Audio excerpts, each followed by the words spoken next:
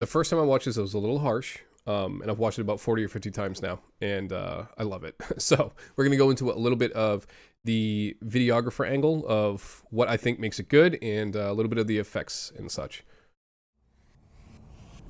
So it opens up with this great shot, inverted, something that they bring back later a couple of times, which I really like. Introducing each person's scene before you see it, I love it. Come on, Akale. She looks amazing. I love this throwback to the earlier video where she was the dragon before, now she's the tiger. And this hand-drawn kind of animation work that just looks great. A lot of vertical tilting. In the above shot, everything's vertical in this video, where it used to be very forward and back from pop stars.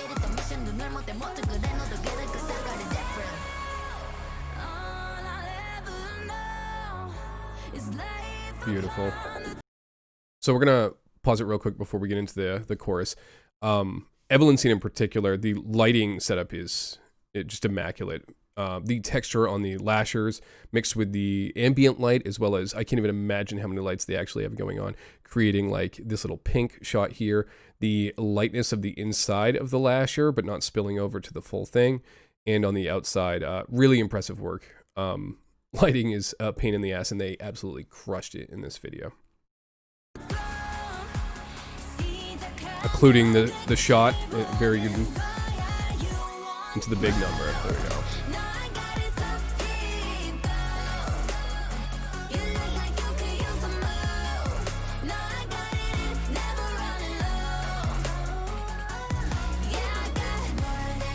I love the pan up, or tilt rather.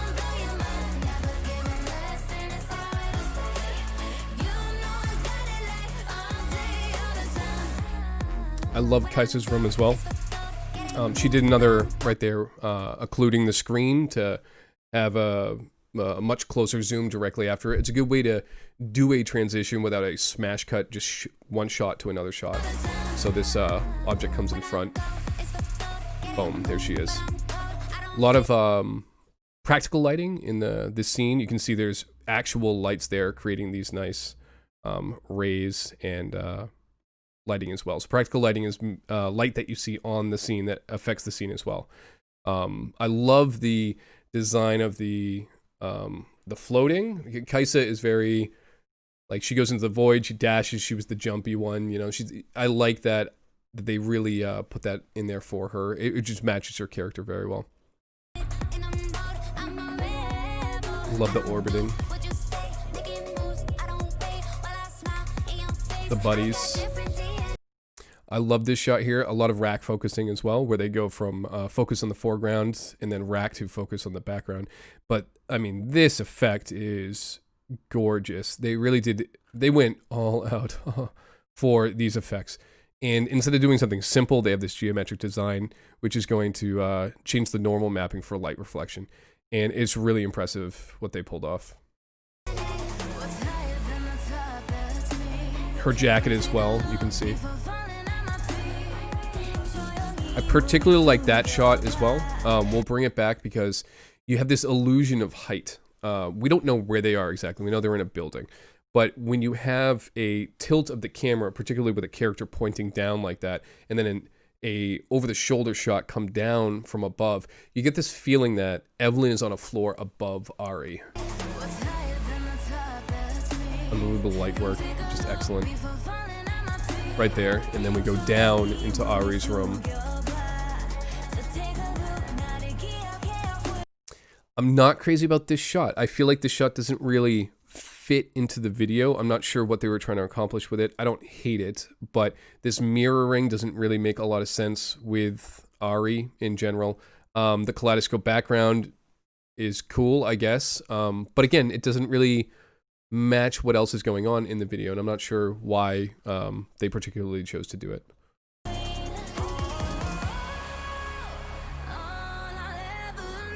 Evelyn's such a badass. then we're doing the buddy shots, and the buddy shots, you see more of them more as they go on, but it's just two of them in one of the person's rooms. So we have Kaisa and Ari in Ari's room, and the buddy shots are great. It's a way to see the characters in a different environment and lighting in particular. Like if you look at Kaisa here, she's much lighter and brightly lit compared to when she's in her own scene, which is much more dark and a lot shinier in a way. Evelyn, the same thing. Evelyn's is a very dark scene, and she looks wildly different somewhere else. So it's a way to show them off in a different light.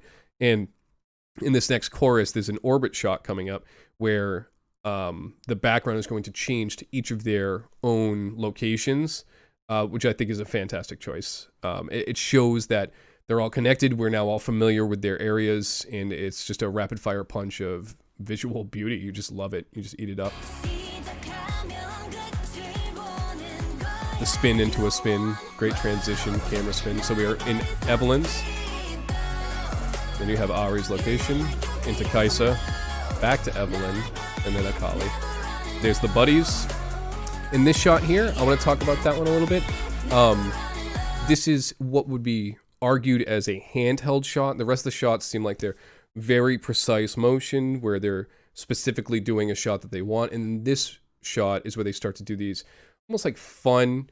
It feels like a handheld shot. A handheld shot is supposed to make you feel like you're there. You're experiencing it. I feel like this is their way of kind of ramping up that feeling of Seraphine, where Seraphine becomes part of the video.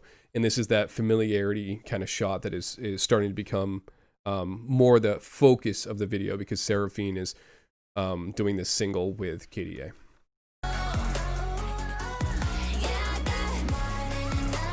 Inverted again. Buddies. Love it. Very smooth. This shot. Okay. This is my favorite shot in the video. Evelyn is in Kaisa's area with Akali, and for whatever reason, I don't know who came up with this idea, but they were like, oh, you know, Evelyn's going to be in Kaisa's area, the, like, you know, 0G area. What should we have her do? And whoever was like, I think that she should make like a little chair out of her lashers and just have her totally chilling out, having a good time. That guy gets a promotion. I'm telling you, it's beautiful. I absolutely love it. Just straight flexing. Love it. And then we have Seraphine, and this is a very interesting shot as well, where the location, it looks like a stage, you know, it looks like a cutout for an audience to be watching, with nothing on the sides, but you can see the city through the window. And I don't know if this was intentional, maybe I'm reading too much into it, but it looks like Seraphine lives in this small room where this is where she does her music, and her whole life is here, and everything outside of that doesn't matter. And this is her finding a way out of that and experiencing what she's looking for, and getting to KDA is like her journey outward. I don't know, maybe I'm looking into it too much, but I feel like that's kind of what's going on here. It's very personal. Also, her clothing, the light mapping is unbelievable. Like really, really impressive. The way that she, it's very subtle things, like the way that she breathes, right before the shot changes. Just impressive detailing.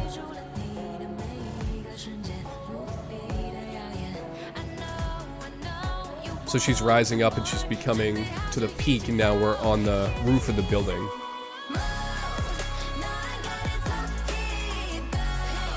Excellent orbit shot. There's that handheld. A couple of buddies hanging out. Something on Evelyn here. I really like that in her other outfit, she has that really puffy, strange purple jacket that's so iconic.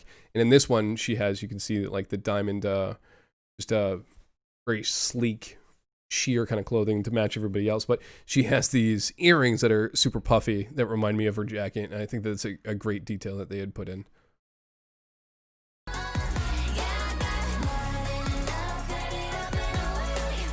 Just a couple of buddies. Another handheld. Oh, just buddying it up. Fantastic. I mean, really, really, really well done. They did a great job with it. I do have a couple of minor gripes with it. The animation is a little stiff on some of the motion. Anytime they're moving quickly, it seems a little stiff. And in particular, the way that Evelyn is moving when she's walking is a little stiff and compared to Pop Stars. You can see she doesn't have a lot of bounce to her, and her feet kind of snap real quickly. They just snap into position. It just obviously looks keyframed. And then when her hand opens, you'll see it's just very rigid. And this is tiny nitpicks at this point. Fantastic transition again, and using the REQ. But now, some of these motions are decent, but they kind of like really snap into position, especially like the grab motion. A little stiff, and I'm not super impressed with the lips matching the singing, which is something that they did a great job with in the first one. The characters themselves look phenomenal, but I don't know who did the keyframing on it. A little awkward, a little strange. I don't think it ruins it. It almost looks like they're just talking it. It doesn't look like they're singing it. It doesn't look like there's a lot of effort from the characters themselves to get the words out there. And again, it doesn't ruin it, but it just seems a little stiff. And that's like the biggest, or I'm sorry, the tiniest little nitpicks I have for this. Aside from a shot here or there, but I mean, they crushed it. Any single still shot from this video is very impressive. Like this one right here, that is incredible. You have this light source behind her that's diffused with some sort of fog. Additionally, you have multiple light sources on the front of her. You have this red light that is outlining her here and catching the side of her clothing and the side of her face, which is also mimicked here in the back of this statue. It's not as sharp, so you imagine they must have a light behind him and a light over here. The lashers themselves are reflecting a blue light here, as well as you have a bright spot here on her right side, or well, her left, our right side, and you have another light here. And those are the easy ones. You have ambient light from above because you have a shadow on both sides of her cheeks and down to her neck. The lighting work is tremendous. And this is just I just paused it randomly, and you can look at this, and this could easily be a wallpaper for anything. The visual representation of the characters is phenomenal in this video. They really did. They crushed it. Yep, that's it. KDA more. Looking forward to Worlds. Hope you had fun. Hope you learned something. If not, yeah, my bad.